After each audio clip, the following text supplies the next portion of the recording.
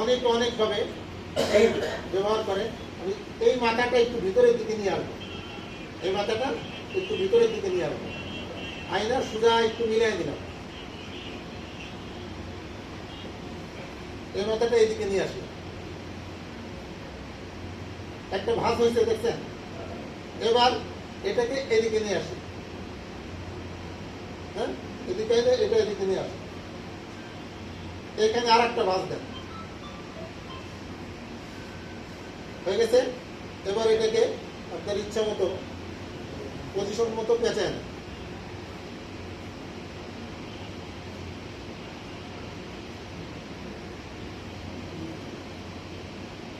এবার আমার কাছে যতটুকু টাইট হয়েছে তাতে টান দিলে খুলতে পারবেন না ইনশাআল্লাহ।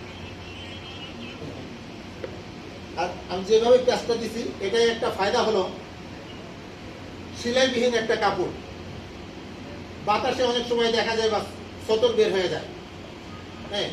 আর আমি যেভাবে কাজটা দিছি এইভাবে দিলে ওটা সতর বের হবে না ইনশাআল্লাহ। এই জন্য এইভাবে কাজ দিয়ে আমরা পরে দিব। এটার পরে আপনি এই বেলটা পরবেন আর একটু মজবুত হওয়ার জন্য।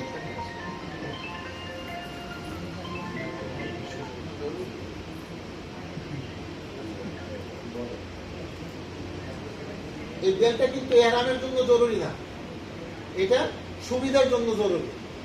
এটা পরলে মাথাটা টাইট থাকলো, কাপড়টা টাইট থাকলো, এতটুকু।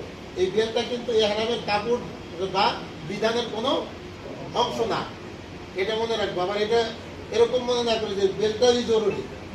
হ্যাঁ, বেলটা হলো আমার সুবিধার জন্য, বেলটা আমার সুবিধার জন্য, বাকি এহরামের সুবিধার জন্য না, এহরামের কোনো অংশ না।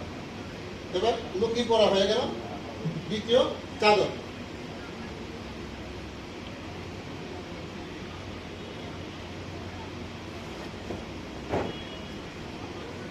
চাদর স্বাভাবিক গতিতে চাদরের মতো থাকবে। এটা এহরামের কাপড় পরিধান করা হয়ে গেল। এবার এরপরে আসবে কি তাওয়াফ, এরপরে নামাজ আদায় করবো। নামাজ আদায় করার সময় টুপি মাথায় থাকবে। নামাজ শেষ মাথার থেকে টুপিটা নামিয়ে ফেলবো। নামাজ শেষে মাথার থেকে টুপি নামিয়ে ফেলবো, কারণ ইহরাম অবস্থায় মাথা খালি রাখতে হবে।